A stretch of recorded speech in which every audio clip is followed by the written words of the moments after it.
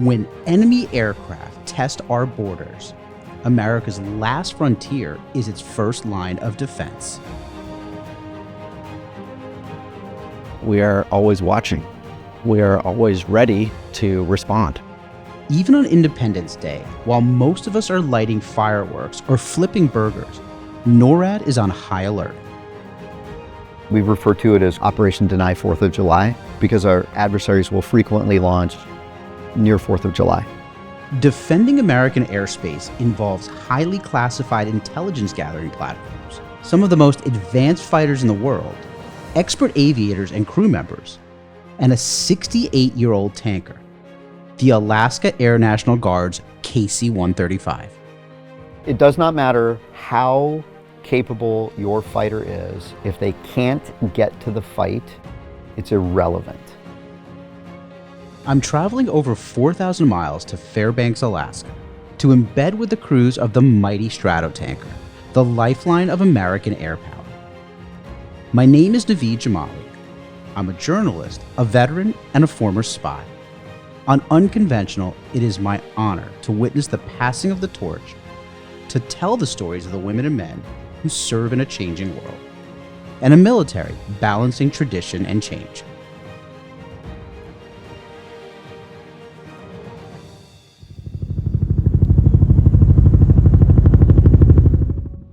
So today we're going to fly in a couple of KC-135s and hook up with a bunch of F-22 Raptors and essentially refuel them. So it's important because those Raptors intercept Russian and Chinese aircraft, and they can't do that mission if they don't have gas. Eielson Air Force Base is tucked in Alaska's interior, just south of Fairbanks. The location is remote, but more than that, it's strategic. Just 110 miles south of the Arctic Circle, the base provides a critical vantage point. With 70% of the world's population living within a 10-hour radius from here, jets can quickly reach across both the Pacific and Atlantic Oceans. That makes Alaska not just a frontier, but a front line.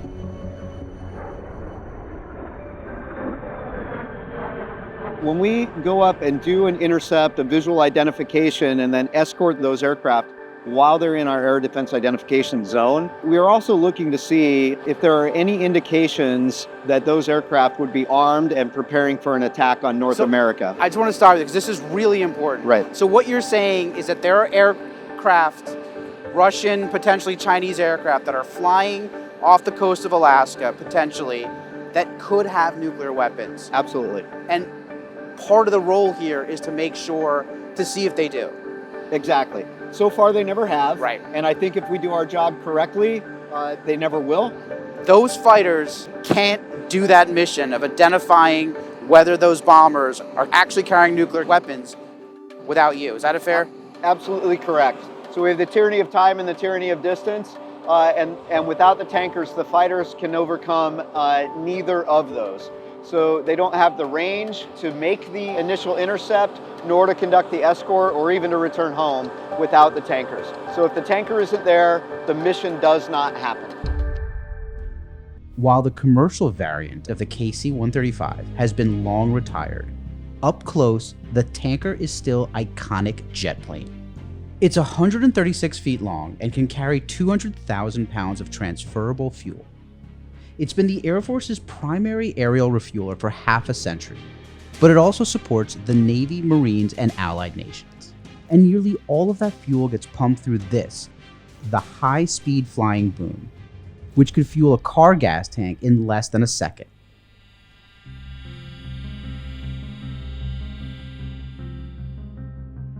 All right, so this morning we're going to go over the boom for the KC-135. The refueling capabilities, the speed is 285 to 315 knots. Oh, wow. When the boom is fully stowed, and it's like that, all the way up, it's approximately 27 feet, 8 inches. And then when it is down and they're in position, it is approximately 47 feet, 3 inches. The hydraulic boom connects to the aircraft through the fork assembly. It has one bolt that holds it to the fuselage, which is the attach shaft. We call it the Jesus bolt because if it breaks, it's not a good day. When the boomers are flying it, And they're communicating. There's a nozzle at the end. It'll go through the signal coil. It has a brush and track assembly. Just think of the old RC cars. The brushes are actually right here, and then it'll end up going through these cannon plugs, and then it'll go up into the aircraft, and that's how they communicate. The boom isn't just a gas line. It's a precision instrument. And like the entire aircraft, it's built to last. The Air Force purchased the first KC-135 7 decades ago, and the jet is likely to serve past its original 2050 retirement date. And here in Alaska, that means withstanding high altitudes and low temperatures.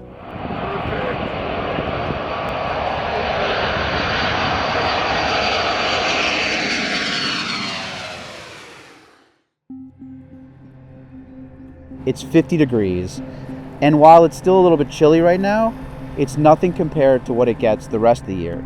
Part of the mission to respond to a Russian or Chinese incursion is that these planes have to be ready to go. And that means that the crews that maintain them have to be able to operate in essentially Arctic conditions. Tony, can you tell me a little bit about what is different when it gets really, really cold?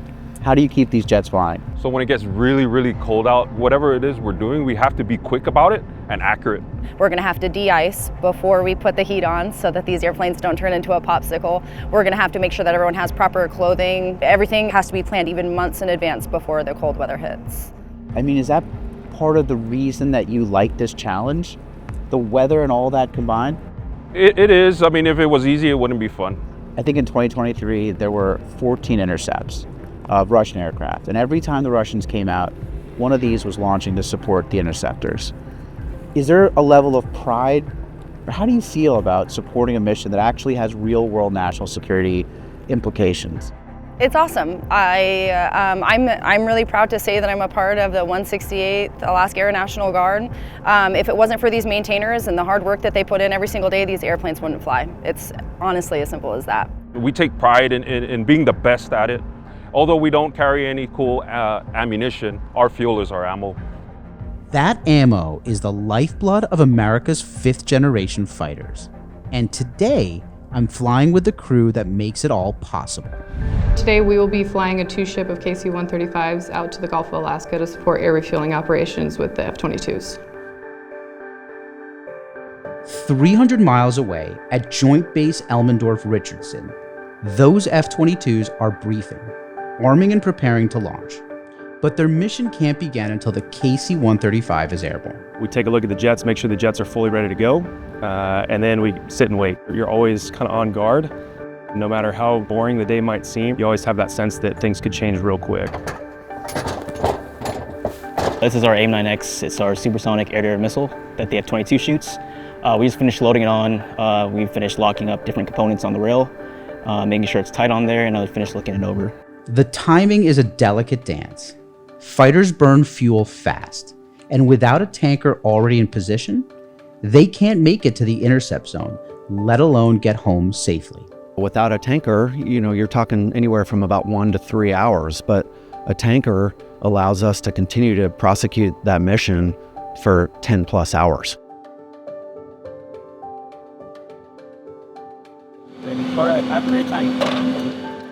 Inside the KC-135 is part flying gas station, part cargo hauler, and even part passenger jet. Fold-down seats along the sides allow it to carry up to 37 people if needed. And for those willing to shell out for first class, the airliner seats in the middle come with extra legroom and ashtrays. There's really no graceful way to do this. Roger. Chino 4-3 flight, Fairbanks departure, radar contact. Alright, get a climb going here. Chino Ops, Chino 4-3 flight. Chino 4-3, please repeat. They give us direct, Fairbanks. 4-3 flight is off the deck. 4-3, contact Anchorage Center 120.0. That's a welcome piece of communication when you take off to know that the tankers are airborne, because we absolutely require them to complete the mission. Leveling 250. Roger.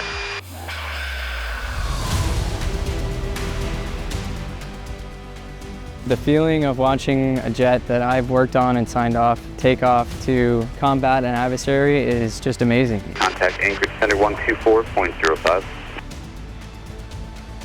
Approaching.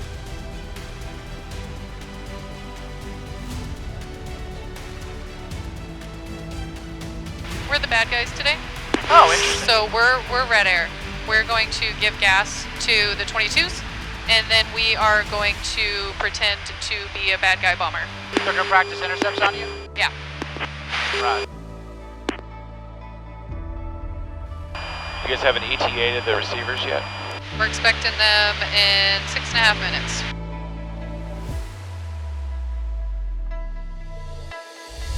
These pilots are some of the best in the business, but they're not the only ones flying. The boom operator is stationed in a pod at the rear of the aircraft, lying in a prone position to see beneath the jet. They say they spend the mission lying down and passing gas, but this job is no joke. All right, Willie, so tell us what's happening. We're waiting for the Raptors. We're at 26,000 feet and Raptors are about 8 minutes out. And we're gonna be doing quick flow procedures, so everything's gonna happen really fast. Should be 6 of them, about 8,000 pounds a piece, so that's what we're looking at. Approaching. There they are. 20. There's 10. Okay. Contact boom interphone. Hey, got you loud and clear. How do you hear? I got you loud and clear. How you guys doing? Doing good. All right, we got you fragged for 7K, and give me back 4 inside of 10.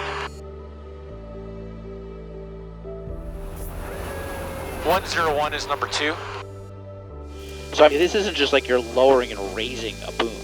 You actually fly the thing. Oh, absolutely. It is a flight control surface according to the Dash 1. We're lowering it and flying it at the same time, and then once you're in contact with the receiver, you're kind of dancing with each other. All right, awesome. We'll see you. See ya. Dropping. After successfully refueling 6 fighters, the KC-135 becomes the target. The fighters turn back toward the tanker, not to refuel, but to intercept, the same way they would with any adversary aircraft that entered the identification zone unannounced. Bullseye 295 at 61, 35,000. This scenario is simulated, but the playbook isn't. It's a calculated game that didn't stop when the Cold War ended. Russia's nuclear-capable Tu-95 Bear bombers have flown long-range patrols near the US for decades. And every time they show up near Alaska, the Air Force responds, gathering information to determine if an attack is underway. Since 1986, we have never failed to make a launch. Not once. The Guard is an all-volunteer force. Its citizen airmen are residents of the last frontier, but they're also defenders of American freedom. I think the biggest piece that the Guard and the Reserve bring to this mission is, again, the continuity, where on the active duty side, they do a fantastic job, but there's turnover every 2 to 3 years where the Guard and Reserve squadrons, there's folks that have been here for 5, 10 years that have done a lot of these missions. That experience provides a strategic advantage over our adversaries. These airmen know the terrain, the weather, and the mission better than anyone else. And that mission is so much more than refueling. It's a form of deterrence that not only keeps Alaskans and Americans safe, but the entire world. That quiet, constant readiness has protected the American way of life for decades and will continue to protect our freedom for generations to come. Not just on the 4th of July, but 24/7, 365.